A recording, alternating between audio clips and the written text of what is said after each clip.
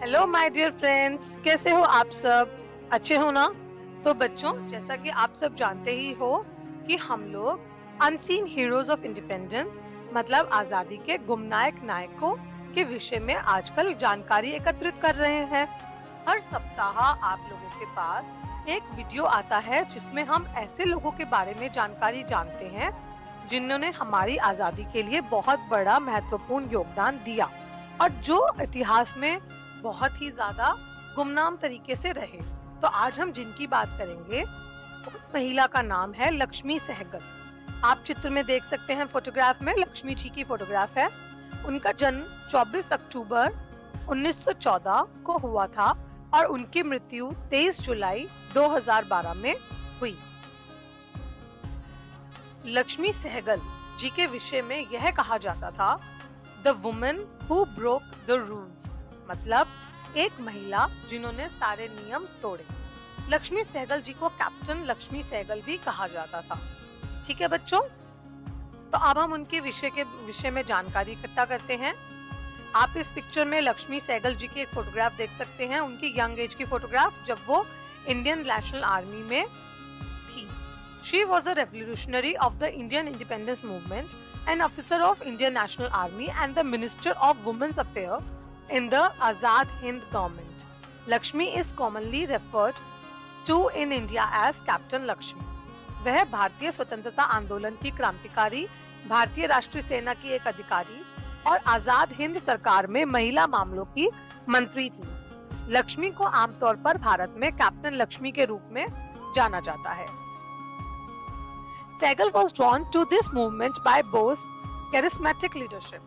She played an active role in the formation of all-women infantry regiment of the INA, named after the famous Rani of Jhansi.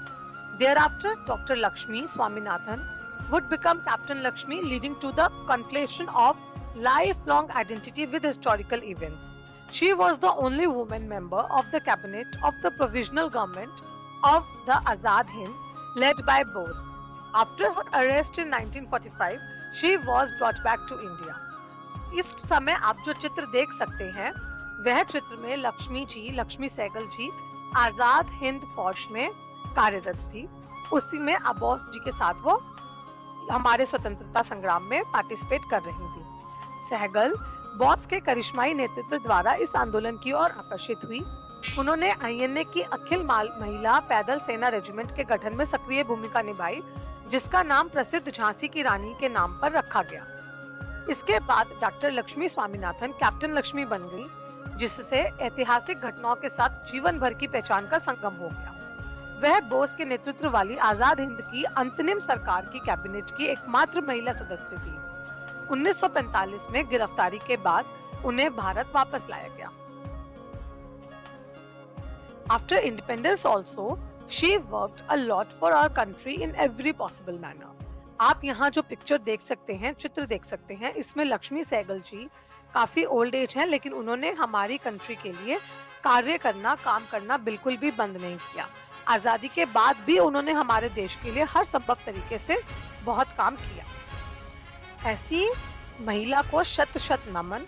जय हिंद, जय भारत। तो बच्चों, उम्मीद करती हूँ आज की पीपीटी आप लोगों को समझ आई होगी और आपने डॉक्टर लक्ष्मी सहगल, कैप्टन लक्ष्मी सहगल के विषय में जानकारी जानी और ऐसी महिला को नमन, और हम लोगों को भी अपने देश के लिए जरूर योगदान देना चाहिए। तो बच्चों, bye bye, have a nice day. अपना पढ़ाई में ध्यान रखिए और जय हिंद, जय भारत।